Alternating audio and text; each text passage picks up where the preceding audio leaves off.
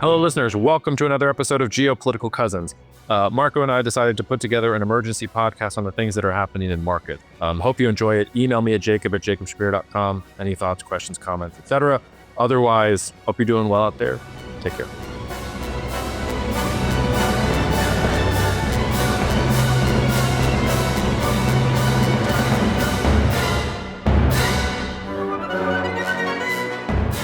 All right, Marko, I know we just did an emergency podcast, and I haven't even told you this, Marko. I put that funny comment that you had as the title of our last emergency podcast, which was only Friday, Riding on the Hog of a Fiscal Orgy. I've gotten more email commentary on the title of that podcast than almost any other episode I've put out in almost 10 years of doing podcasting. So kudos to you, and you're going to have to come up with another phrase for this one. But I know that we promised not to talk about markets, but here's how I'm going to segue into us actually talking about markets, because I was at my daughter's daycare this morning. I was the guest reader to read a book to the entire 12 kid class. Try reading a book to 12 two-year-olds, by the way. It's a really interesting experience. Anyway, while I was, after I was reading, I was playing with my daughter, building blocks with castles, and her daycare teacher came up to me and said, "So Jacob, what are you thinking about markets? What's going on? I'm watching my investment, like things are not going particularly well." Which is to say, if my daughter's daycare teacher is asking me about markets, I think everybody's thinking about markets. So now is the time to actually talk about them. What do you think? Yeah, I mean, I think that it comes down to whether, tariffs are here to stay, whether President Trump wants to pursue a policy line of what I would call neo-McKinleyism, referring back to the late 19th century, where President McKinley managed to basically finance most of the government through tariffs. And the reason that is impossible mathematically is because in the late 19th century, the US government was 2% of GDP. It's like 20 times more right now. Actually less than 20, but like 15. And that's a problem because, you could have financed the US government with a bake sale in the late 19th century. You can't really do that today. So that's one, like these tariffs are here to stay, maybe with slight variations over the next 6 months. In that case, I think there's more room for markets to correct. I think we go on the S&P 500 probably to the low 4,000. On the other hand, if they start pivoting towards negotiations and start flagging that as the end goal, then I think that we're in a different scenario. And that's why what I would say is that the most important thing to track right now is, are countries getting punished or rewarded based on how they retaliate or not retaliate? So that's one thing to watch. For example, Vietnam, Taiwan, I think Israel. Those are the countries that have kind of come out and just like said, we're going to lower tariffs on U.S. imports.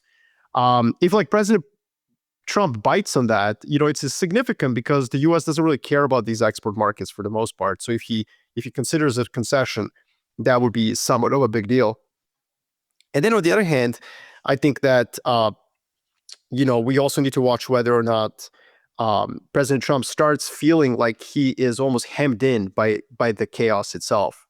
And what I mean by that is, I think you posted something on X. I saw like how the off ramps, there's fewer and fewer off ramps. And it was funny because I was driving yesterday and I was thinking of the same analogy. That's why we're cousins. And that's why maybe we sometimes have groupthink. But I think that there's like 2 off ramps coming up. One is in 2 days, April 9th. And then there's another one right after that, like when the market melts down a little bit more, right?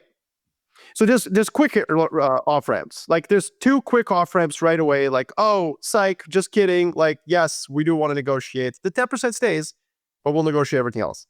The other one, the next off ramp is like 150 miles away. And President Trump, if he doesn't take the next 2 off ramps, then he's going to drive 160 miles an hour to get to the next one. In other words, like he's got to start pivoting quickly. Otherwise, the recession itself, the pain, the criticism will, knowing what we know about President Trump, embolden him to just triple down. I mean, we're going to have our drink bleach moment of the trade war, right?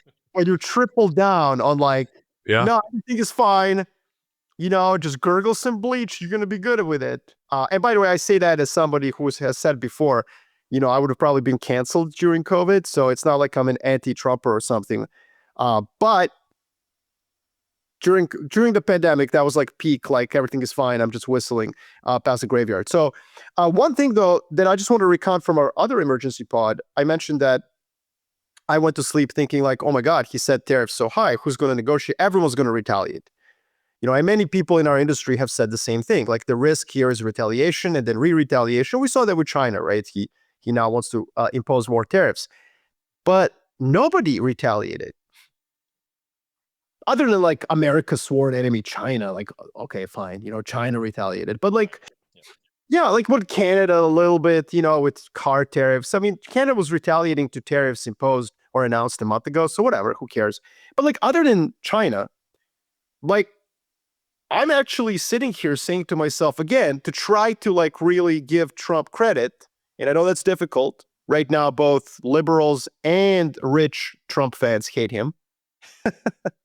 Right? So if you're in finance, if you're loaded, you hate Trump because you just destroyed your portfolio. If you're liberal, you've always hated Trump. So it's very difficult to find ways to defend him. But like to defend Trump, he imposed this ridiculously high tariff based on sixth grade math or AI. And yet it appears like the price was not too high for other countries. They're all willing to negotiate. And so that's why I think it's difficult to say whether he is not negotiating. I think every piece of information we get from him or the White House or his cabinet members is non-diagnostic. It cannot be used to falsify either one of these hypotheses. I think you're exactly right that there's an off-ramp on April 9th. But my concern is that if he doesn't take the off-ramp on April 9th, that things could get really grim really quickly, and that it's going to create sort of a self-inducing spiral where even if he takes an additional off-ramp, he's not going to be able to fix the situation because people are just going to be, oh, we can't trust the United States. Global trade is going to decline, a global deflationary spiral, the whole sort of Great Depression type scenario, which is why, one of the big, I don't know if it was a signal or not this morning, but there was that, I forget what his name was, Kevin Hassett or something like that, the National Economic Council, who said that there was a potential 90-day, pause where there could be negotiations. And then the White House came out and said, absolutely not. We're not doing that at all. Like, this is fake news. And he has since deleted that social media post. So is that them not wanting anybody to think that, but that's really what the plan has been the entire time? Because if that's the plan, to your point, okay, they're in the right position. But if they speed past at 160 miles an hour, April 9th, I worry that the ball is going to be out of their court. Even if they want to pull it back in, they're not going to be able to at that point. So that's, I agree with you. I mean, there's obviously a risk of that. And also negotiating trade deals is very difficult, as we talked about, last time. So it would have to be, I mean, and that ultimately is the danger, right? Because he can reverse a lot of things. He can reverse anything. It's very rare that we have a recession that's induced by policy. Other than monetary policy, like when the central bank raises rates, for example, in which case usually that recession was probably coming anyways. Borrowing rates go up, and you get a slowdown. But this time around, this is a policy that could be reversed, but it would have to be a pretty epic walkback. Did you see that American Enterprise Institute, which of course is a conservative think tank, came out and said the calculation was wrong for the tariffs? I don't know if you saw that. Yeah, I did see that. It was just the math was, oops, and yeah, I mean, potentially. Again, I think what's fascinating here are two things. One, only two countries balked, or actually only one country balked at the ridiculousness of tariffs. And that's a sign that they don't necessarily, they didn't necessarily think they were ridiculous. I don't think that they think they're fair, but they're saying okay, we've got an anti-establishment leader in the US. He set a price really, really high. Let's go talk to him.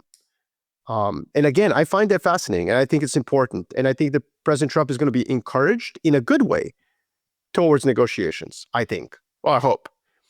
The problem is that if those negotiations don't lead to some sort of a political win for him, then he will triple down, and then he will tell everyone to proverbially drink bleach. And then we're going to have a pretty significant recession. And it's very difficult to see the path forward.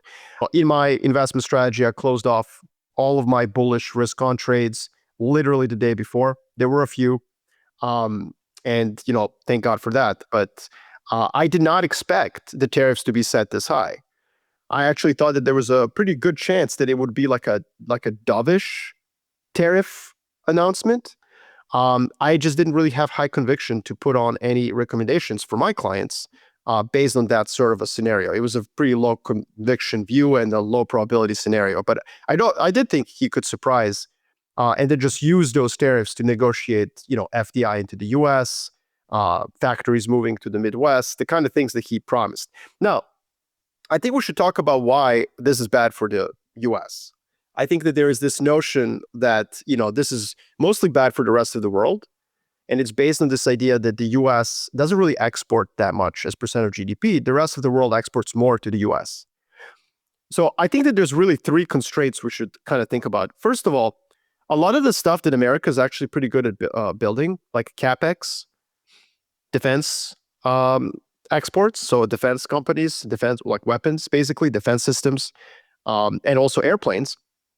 A lot of those things are procured by governments. So a lot of like state-owned entities, or essentially national champions, like an airline that's like private, but the government still owns some percent. The stuff that America really sells in bulk is oftentimes bought by other governments. And so like, if President Trump is serious about his tariffs, he's effectively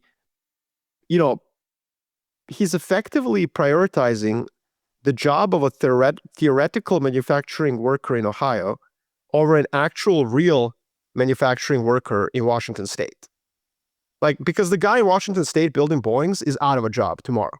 So this would be my number one thing. And, already there was a Reuters article, for example, that said the U.S. defense companies and manufacturers were complaining to the U.S. government that the European defense rearmament, which President Trump has effectively, claimed as his victory, that it's not going to involve that much U.S. defense weapons and systems. And it's like, yeah, no shit. Like, it's going to involve no U.S. systems or weapons because you just launched a trade war against your allies. So that's the first thing I would say. Like, there's an immediate, very sharp and targeted. So if you're a senator from Washington, or if you're a representative from Washington State, as an example, like, you're probably freaking out.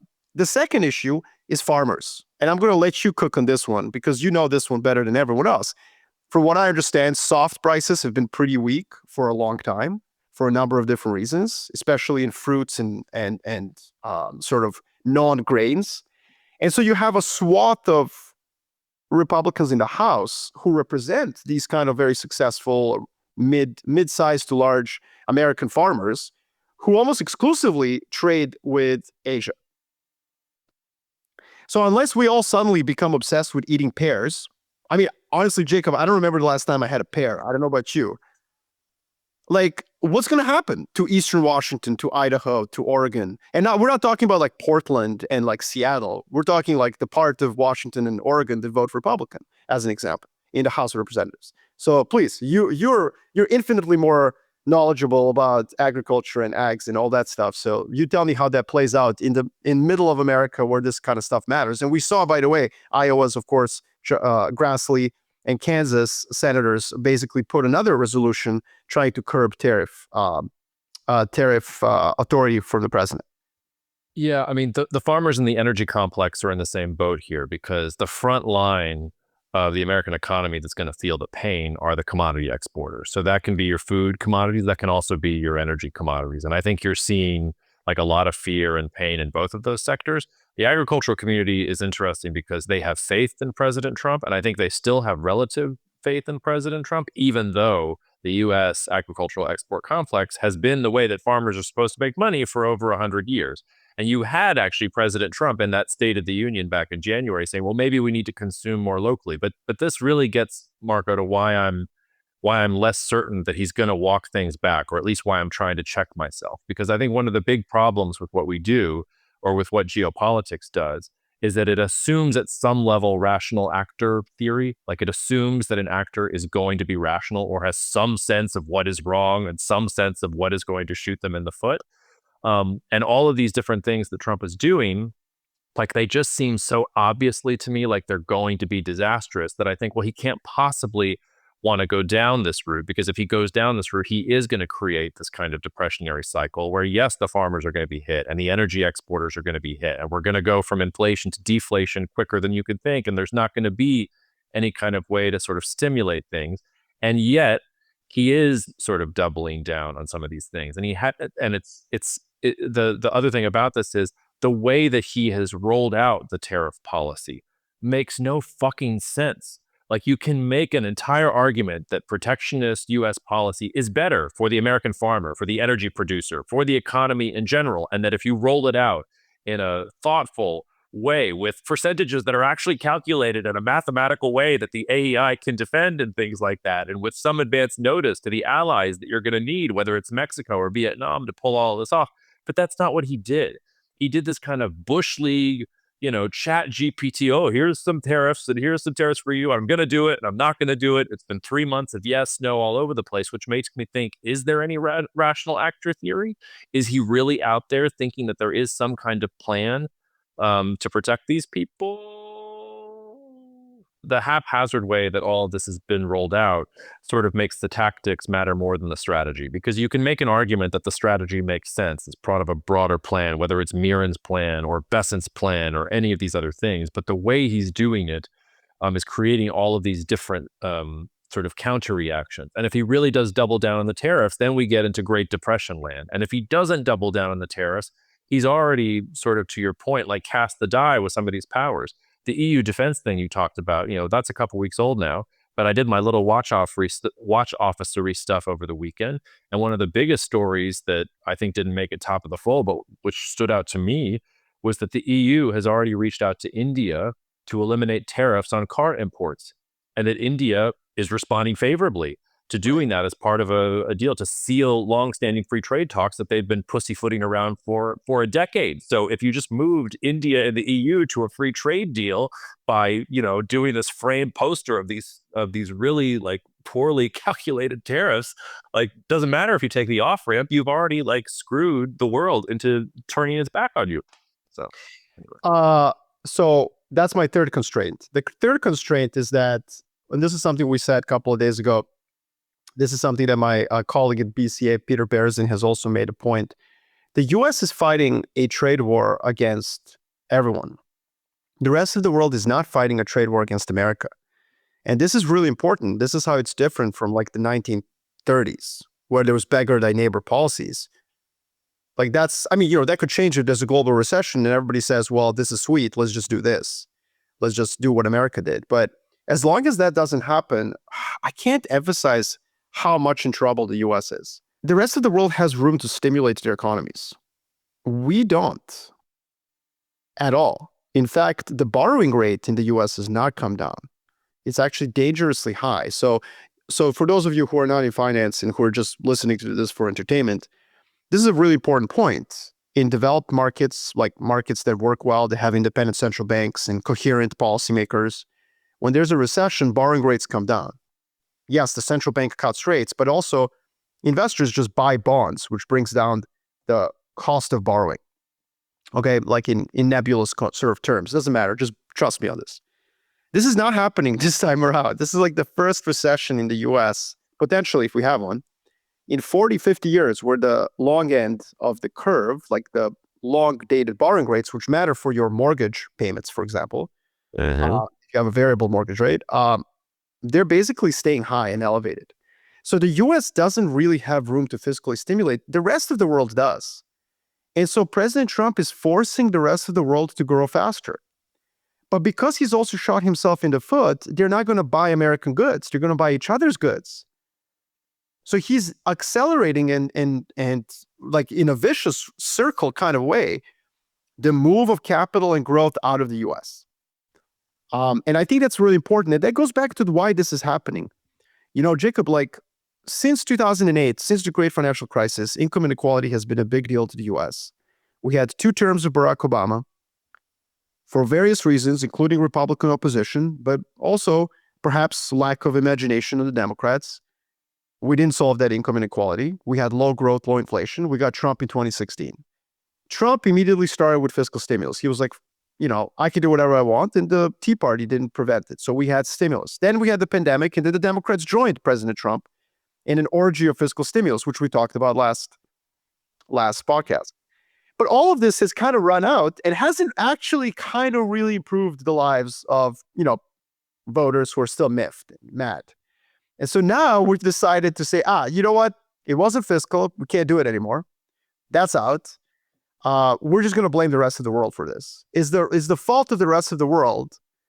And so what we're going to do is insulate ourselves, and that's going to somehow magically solve income inequality. But instead, what it's going to do is it's going to force everyone out there who was kind of riding on American fiscal policy to do their own. They're going to start doing free trade agreements with themselves. They're going to start fixing domestic economies. Europe is going to structurally change some things domestically, integrate further. Canada's going to do the same. And the US is going to miss out on that global growth over the next 5 years. So this isn't just about like prices of your, toaster ovens going up or t-shirts. This is also about the fact that the US is going to rebalance growth by being mean to everyone else. Yeah, the wealth inequality point is important. And I actually used to start all of my presentations when I was talking about the United States with a chart of wealth inequality going back towards the Great Depression. And I stopped doing that towards the end of the Trump presidency because it actually started to go down a little bit. Now, it was still at blown out levels that we haven't seen since like the 1920s and 1930s. But towards the end of I think I have this right, towards the end of the Trump administration and into the Biden administration, wealth inequality started to narrow in the United States for the first time in decades. And things were actually getting incrementally better, which also, if you look at some of the data and statistics on manufacturing spending in the United States or investment in like manufacturing, things were actually going well under the Biden administration. Like the United States was kind of on the path that maybe the Trump administration wanted it to be on, not completely, but at least in some ways it seemed to be making progress. But I'm glad you brought up the point about rates, because another thing that the listener should know is when you do pick a trade war like this, you expect also, sort of two things to happen, right? Yields to go down and for the dollar to strengthen. Right. Or no, the dollar, the dollar weaken, excuse me, right? We expect You're right. Yes, everybody rushes into the US because it's a safe haven. You're absolutely right. And because everybody rushes into the US and buys American bonds, borrowing rates in America come down, yields come down, and at the same time, the dollar goes up. So that's exactly what should be happening. People should not be selling their holdings of US treasuries. Okay, maybe somebody like an Asian owner of equity of bonds might have to liquidate them to like being cash or something like that, to finance their margin calls. But almost 99 out of 100 recessions, the dollar goes up. And part of the reason is that there's a safe haven flow into the US. Everybody repatriates into the US. American investors do the same. And there's a rush to the ultimate safe haven asset, which is the US Treasury. Why is the US Treasury the safe haven asset? Well, many reasons. One of them being that the United States of America is a magnanimous hegemon that allows you to sell your goods into the US. I mean, that's, so this is all connected, and they're basically undermining this very like reality. Like America is a safe haven in a global recession is being undermined by the policies that they're pursuing. So you're absolutely right. The dollar like weakening in a recession is another very weird, strange phenomenon. Now I can explain that without geopolitics, by the way. This happened in 2001. It's the last recession we had where the dollar rallied before the recession, then was kind of flat and then fell for the next couple of years. That can happen as well. But yeah, I would say that this is very weird, what's going on right now, Jacob. And I think that if you're just sitting at home and you're thinking like Trump's policies are going to hurt you because some exporter might have to fire people or because your prices are going to go up, like what's actually happening under the waves, under the tsunami waves of this policy is actually even worse. The current is taking capital out of the US and will take it. And part of the reason is that US has put a gun to everyone else and it has no bullets in that gun. What do I mean by that? US spent bullets after the pandemic on just making its people happy because it doesn't know how to solve income inequality. The rest of the world never spent those bullets. Let me say that again. The rest of the world did not stimulate even close to how much the US did. So for the rest of the world, they saved their bullets. And a lot of American investors, sophisticated ones, by the way, are completely misinformed on this point. They think, oh, well, France is in the same boat as we are. Yeah, but Germany isn't. The EU as a whole isn't. They can just issue EU bonds that will yield as much as German ones. And by the way, the Chinese 10-year yield is the lowest it is of any major economy. So the rest of the world saved their bullets. I mean, I don't know why they did, but they did. Probably because they had automatic stabilizer and because their income inequality problems were not as high, whereas in America they are. So the US hosed its population down with an orgy of fiscal stimulus. The rest of the world saved the bullets, and now they have them to respond to this exogenous effect, and by the way, this is the other thing, Jacob. Can you convince a conservative in the House of Representatives that they need to now blow fiscal policy again? They're going to say, but wait a minute, we're doing this to ourselves, okay? Whereas in Europe or China, they just got invaded by aliens as far as they're concerned, right? Like this not from like Trump is being mean to me. Hey, I got to respond. And so this growth reorientation, not to mention all the structural reform the rest of the world is going to do to compete with America, and not to mention all the ways that America will actually impede its ability to compete with the rest of the world by just like sticking its head in the sand. I mean, it's going to cause a much more significant impact on your life if you're listening to this than just the cost of your toaster oven going up. I think it's going to also make it more difficult for you to travel because the dollar could be 30% cheaper over the next 2 years. So if you want to go on vacation, book it right now. Book that Caribbean vacation right now while the US dollar is still as high as it is. Do you think that's true if he takes the off-ramp on April 9th?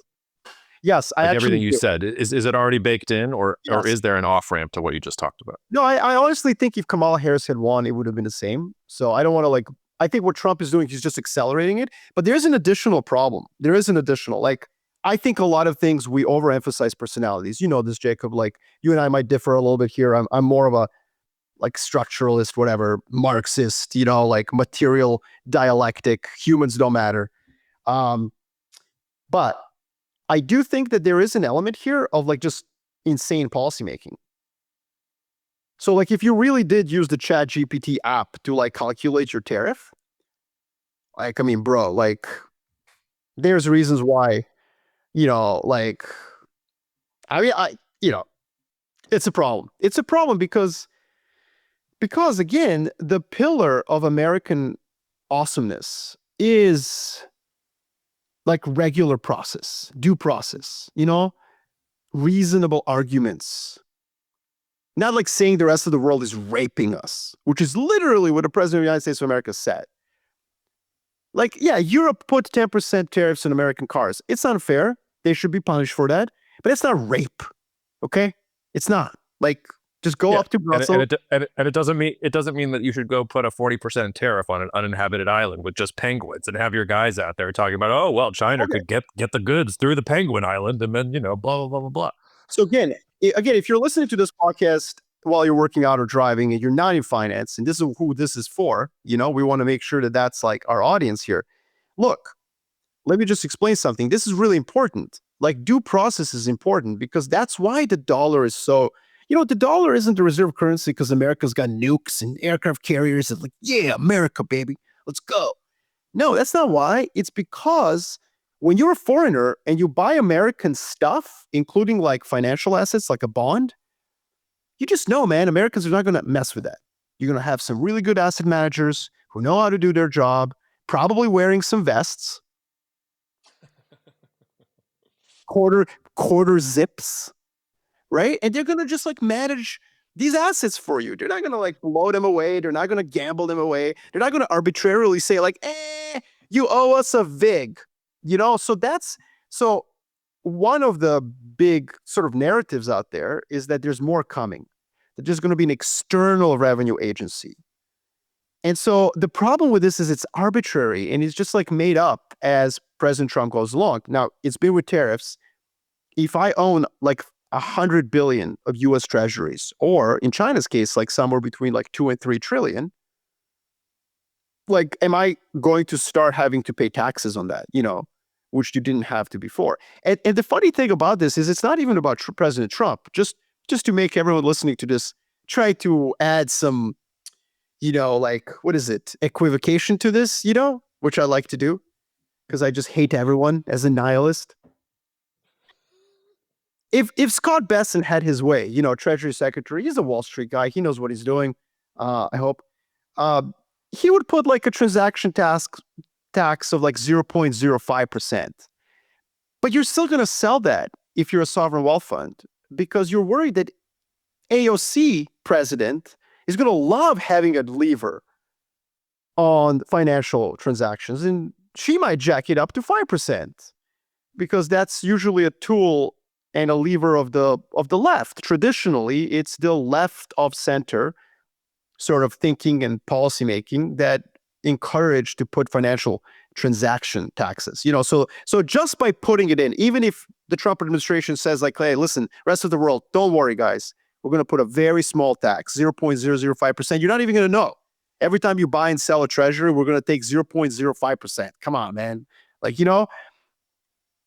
I know for a fact that many, many sovereign wealth funds are going to say like, nah, we're out because you just introduced a button. You now have on your control panel, you have a new way to raise revenue, and it's by going after my holdings of what was supposed to be a safe haven asset. The very pillar of American reserve currency, the dollar, is really based on this, on trust. Yeah. Which sort of, I was watching, appropriately, I was rewatching Margin Call a couple of weeks ago because my wife hadn't seen it.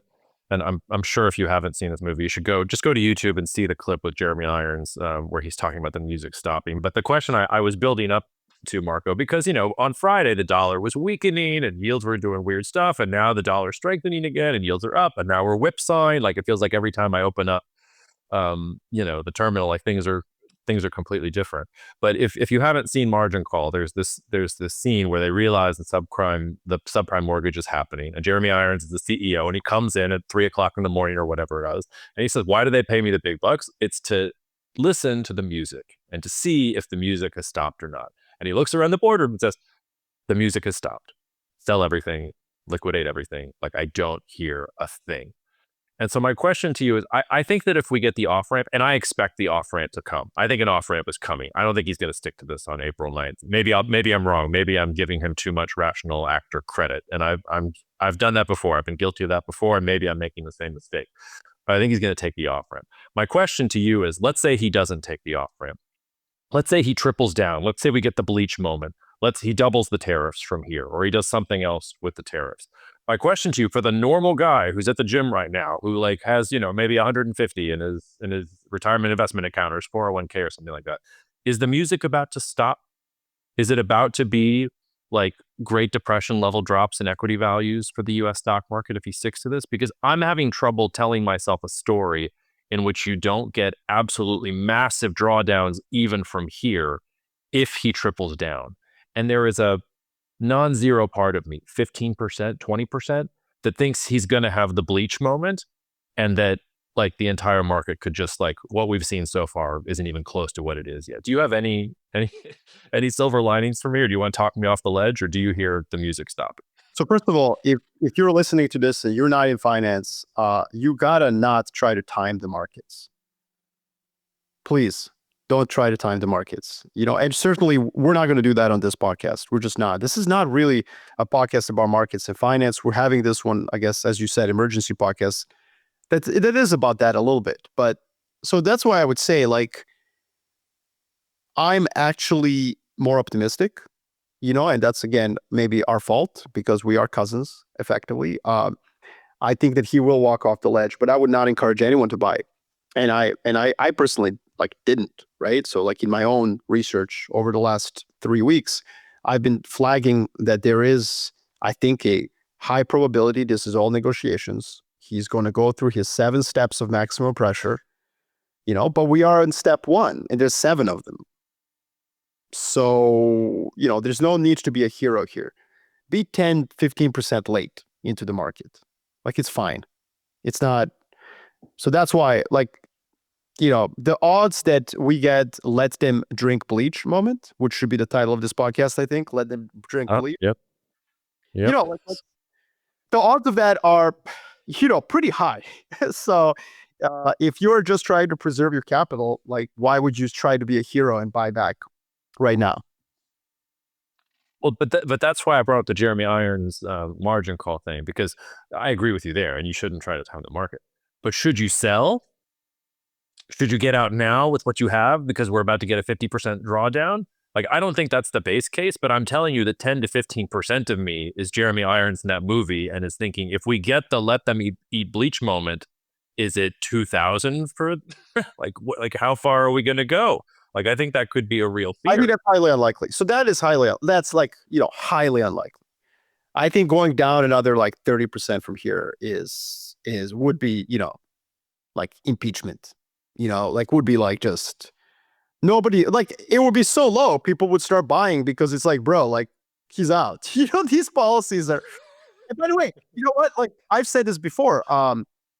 If you're pro tariffs, if you're like Robert Lighthizer, like sitting in your armchair right now, smoking a pipe or whatever Robert Lighthizer does on his time off, but like, you're like, and you're pro tariffs, you're like, tariffs are good.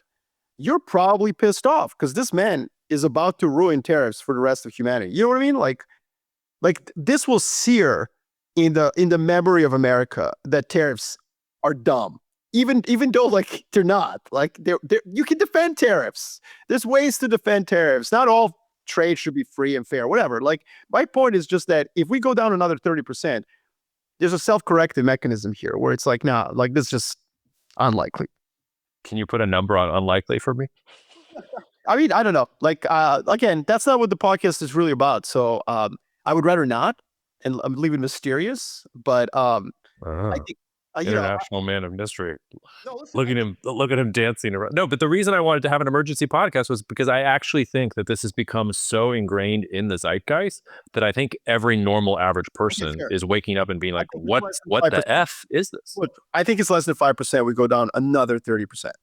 That we lose another third of the market. I think that's unlikely. And I think it's unlikely because, again, there's so many constraints. We didn't even talk about all of them. We talked about 3 of them. But there is another one, which is just politics. And so if you look at the primary schedule, everybody's obsessed about November 2026, the midterms. That's not what you should be focused on. You should be focusing on primaries right now. If you're a member of the House of Representatives, if you're a member of the Senate, it's not about your Democratic challengers you care about. It's that some Republican, some conservative, some veteran, some business owner, some guy owning a used car dealership is going to throw their hat in the ring and say, like, we're done with this. Like, I'm coming in.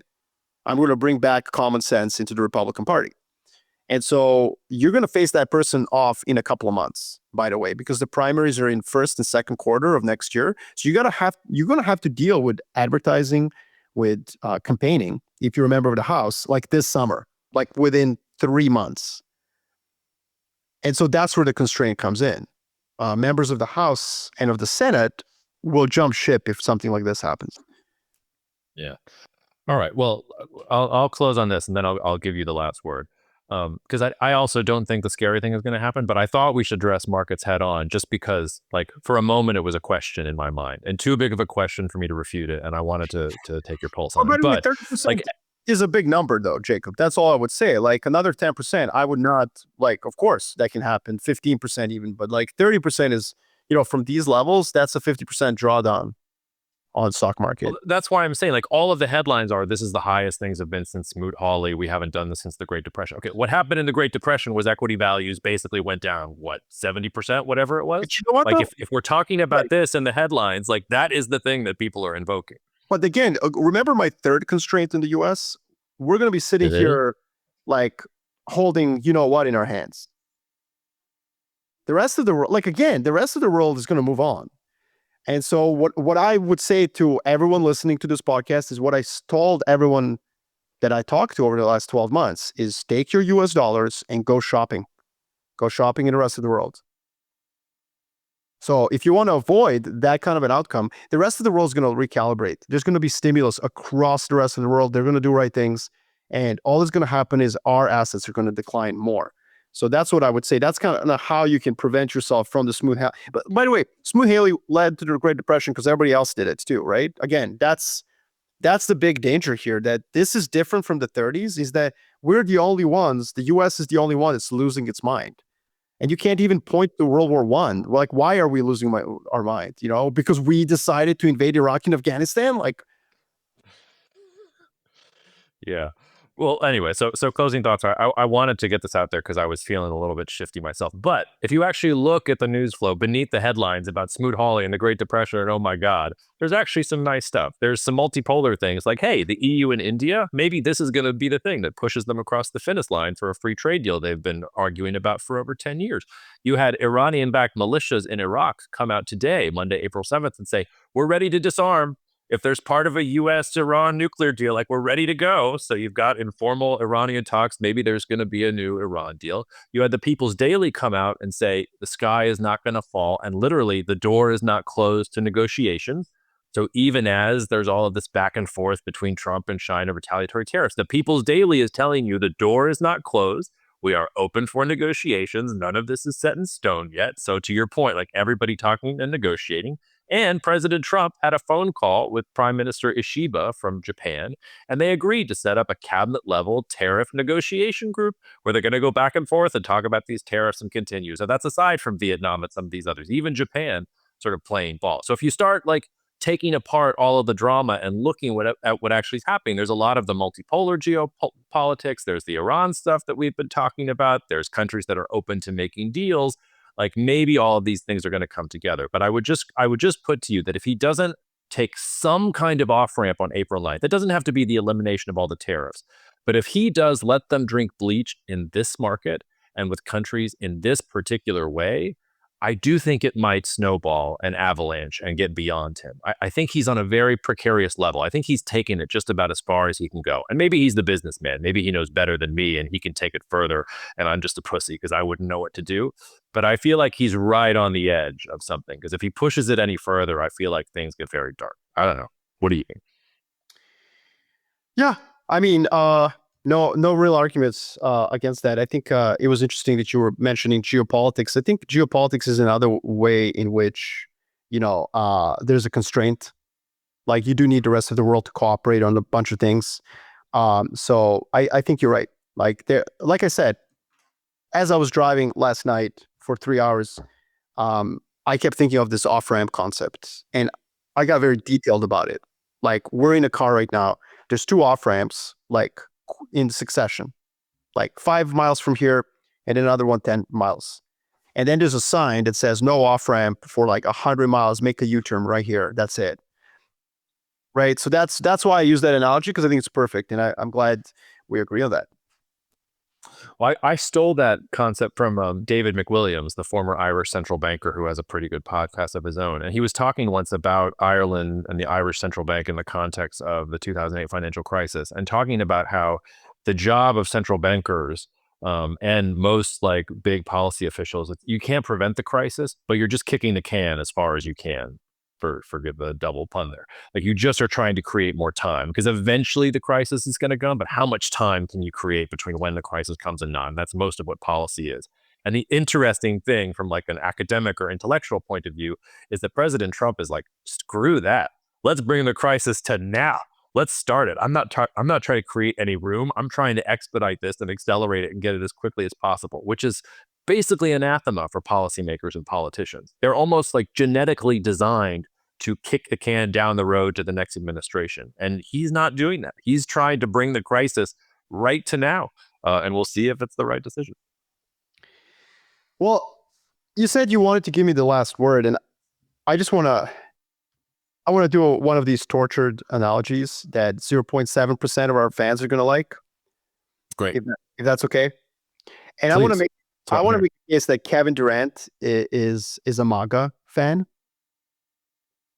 So let me give you a quote he gave about international basketball. Okay, he was asked, whether the gap between America and the rest of the world was narrowing, given the fact that they barely beat Serbia in the semifinals.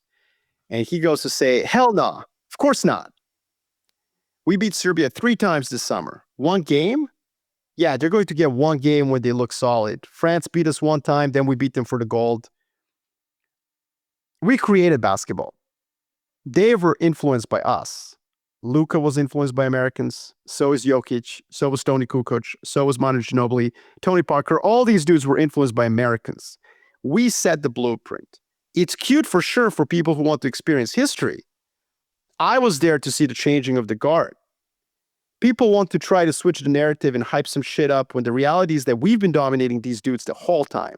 And they finally got close to 20 points, and now you're saying they're catching up? Now it doesn't make any sense. The best players come from the places we come from. We set the standard for being great in basketball. There's going to be some players like Victor, Jokic, Giannis. I don't want to put Shea in there because Canada's next door. Hashtag 51st state. If you want to look at three players, and say that they caught up to the rest of Americans, you can't just use three players to make that claim, to say that they start catching up now. Or because of one game against Serbia. I don't believe it's close. They can't compete. So why am I bringing this up? I bring this up because it's this like front-running attitude. The only reason, KD, you have a gold medal from Paris is because you got Joel Embiid to have 5 minutes, best game of his life. The United States of America needed to basically get an import player to guard Jokic, who was going to decimate you. All right? Like, what were you going to guard him yourself, KD? You weigh as much as his thigh, one of them. So, like, let's just be very clear here. Let's just be very real. U.S. has a gold medal because Joel Embiid, who's Cameroonian French guy, decided to get a gold medal and had 5 minutes of his life. By the way, those 5 minutes against Serbia in the semifinal game will define Joel Embiid's career because he's never going to do anything else. So what am I getting at? Why am I bringing this up? I bring this up because it's this like very callous, like, you know, like there is no competition. It's this front-running attitude. And the reason I mention this is because hiding behind tariffs against competition, I don't know what happens in the next 12, I don't know what happens in the next 12 hours. I don't know what happens with, markets in the next 2 weeks. But I have a pretty high conviction view of what's going to happen in the next 5 years. Because it's this like attitude that, oh, well, we're number one. We don't need to compete with the rest of the world. We're just going to put up trade barriers. So we're going to import Joel Embiid and we're going to beat Serbia. So we're the greatest because we invented basketball. So the end of discussion. Meanwhile, we haven't had, to extend the analogy, an American MVP since like 2018, James Harden. By the way, the fact that he's the last American MVP just like washes with so much awesome thoughts. And I think that what KD really expressed in that monologue when he went off on how the rest of the world can't compete with America because America invented basketball 150 years ago. Like, okay, is I think actually what's entrenched in the White House as well right now. It's like if we just put up barriers against the rest of the world, we're going to be fine. But actually, the U.S. will not be fine. The U.S. will end up looking like it did in the 70s and 80s, where they produce gas guzzling machines that nobody wants to buy, and the rest of the world like moves on to a new technology that's actually better. And so this is the worst thing that could happen to the U.S. in the long term. Instead, it should embrace competition, and it should use that competition to get better domestically. Yeah, with some targeted industrial policy, obviously. Nothing is 1 or a 0. It doesn't have to be completely free trade, and it doesn't have to be completely non-free trade. You want some of that Chinese technology for how to build EVs cheaply, then invite them. Force them to do JVs like they did to the West. Tell BYD you can build and operate a plant in Ohio if it's run with GM. Teach our engineers how to build this. There's all sorts of ways in which competition and trade can lead to innovation, but putting up trade barriers, it's not going to be it. And you're basically going to sound like old man Katie who can't get the Suns into the playoffs. You know what I mean? So, all right, there you go. So, moral of the story, please share Geopolitical Cousins with everyone that you possibly know, because where else are you going to get a Kevin Durant, Donald Trump extended tortured analogy? Nowhere else in the world are you going to get that. I would venture to say that. All right, well, us blog boys or podcast boys or whatever KD would call us are going to get out of here and get to our real jobs. But thank y'all.